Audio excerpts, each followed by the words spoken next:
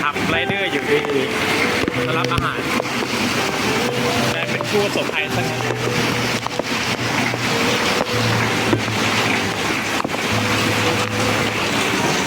เพชรบุรีซอย50ครับประกวดอีก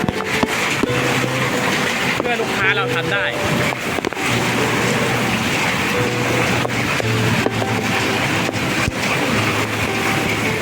ฟิวหาดทรายชัดๆแต่ไม่มีทรายเท่านั้นเองไปกันต่อ